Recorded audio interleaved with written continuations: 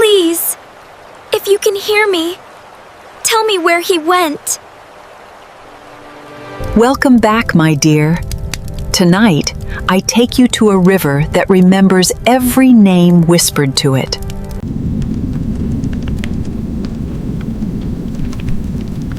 In a village cradled between two hills, an old river wound its way past every home. The villagers called her Yara's River, after the woman who had tended her banks for 60 years. Yara, elderly woman, warm but weathered, slow, deliberate speech. She listens, Yara would tell the children. Whisper a name to her at dusk, and sometimes she'll whisper something back. Most children laughed, until the night one of them didn't. A young girl named Selah had a father who sailed downriver for trade and never returned. Everyone said he'd drowned. Selah refused to believe it. Selah, young girl, determined but shaking, if the river remembers names, maybe she remembers his. That evening, Selah knelt at the water's edge and whispered her father's name into the current. Water rippling, wind picking up softly. For a long moment, nothing happened. Then, faint as breath, the water seemed to murmur something back, a sound so close to her father's voice that Selah's whole body went cold. Selah, gasping, "Papa!" Papa? Silence answered her. But the very next morning, something impossible washed ashore. A small wooden compass, the very one her father always carried, resting gently on the wet sand, as if placed there deliberately. Yara, urgent, arriving, breathless. "Selah, where did you find that?" Selah, trembling. "I didn't find it. The river gave it to me." Word spread through the village by midday.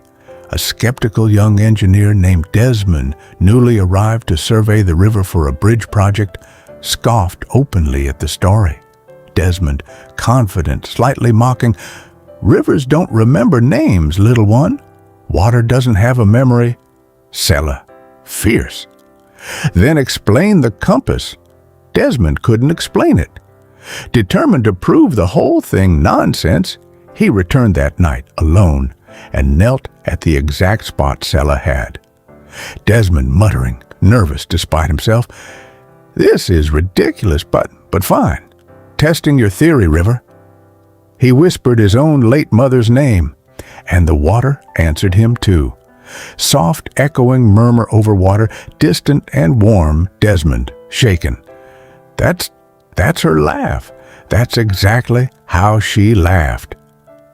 The confident engineer sat frozen at the water's edge until dawn and never once mocked the story again.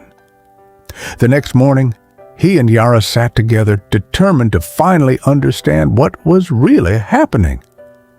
"I never claimed to understand it fully myself. I only know it's been happening for generations."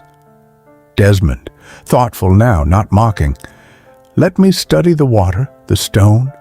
Something here has an explanation. I just don't think it's the one you think." Yara agreed. And what Desmond discovered surprised them both. Grandma Rose returns briefly. "Now, my dear, here is something true, something Desmond actually found, and it made this story even more remarkable, not less. Beneath that particular bend in the river, the ancient rock formed a natural curved chamber, hollowed smooth by centuries of flowing water. Sound waves, when spoken at just the right angle toward the water's surface, would travel down, bounce off that curved stone, and return, focused and clear as an echo. But an echo alone couldn't explain why it always sounded like exactly the right voice. The echo just reflects sound. It can't create a voice that isn't there." "No, but grief has a way of making us hear exactly what our hearts already remember.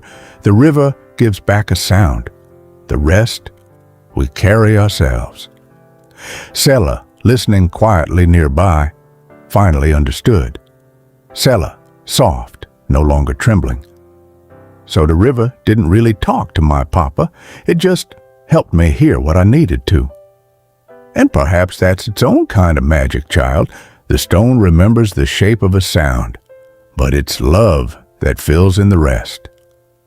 Sella kept the compass forever and returned to that same bend every single year.